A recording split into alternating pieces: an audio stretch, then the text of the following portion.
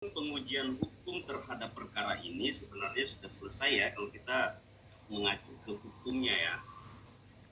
Karena ada kewenangan mengadili dari Pengadilan Tata Usaha Negara melalui penyelesaian sengketa pemilu dan itu putusannya sudah inkrah berkekuatan hukum tetap.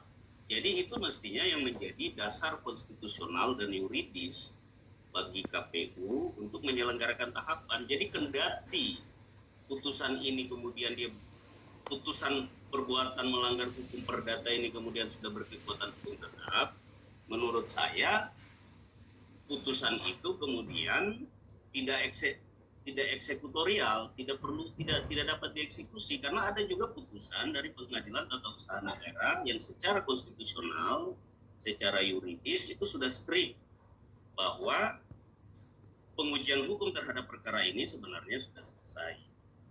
Nah, itu yang pertama. Sehingga pemikiran bahwa harus ada amandemen, harus ada dekret, saya kira itu dosisnya terlalu tinggi ya. Tidak perlu sampai ke situ.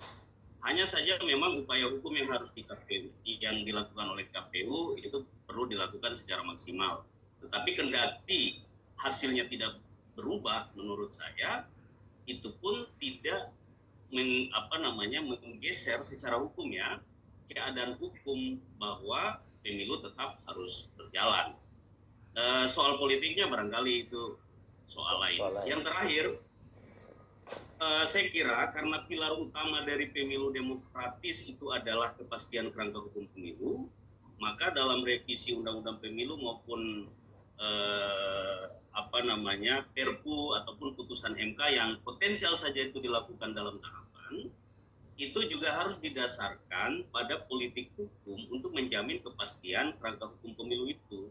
Nah, ini kan yang jadi dangerous ya ketika ada peristiwa-peristiwa hukum yang itu kemudian bisa mengganggu tahapan, termasuk juga judicial review di Mahkamah Konstitusi. Terakhir ini misalnya tentang sistem pemilu itu.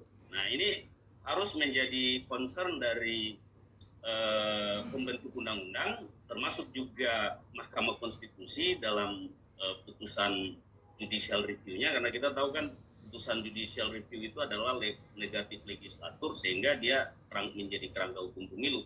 Jadi dia harus memang didasarkan pada politik hukum untuk menjamin kepastian kerangka hukum pemilu. Dan yang paling terakhir, masyarakat sipil dan semua pihak saya kira yang pro pada pemilu konstitusional harus terus-menerus mengkonsolidasikan diri, menjaga dan mengawal pemilu yang konstitusional. Baik. Termasuk teman-teman Bacarita Hukum. Baik. Ya. Baik, terima kasih Pak Dr. Dayanto, Pak Dayanto, mohon maaf.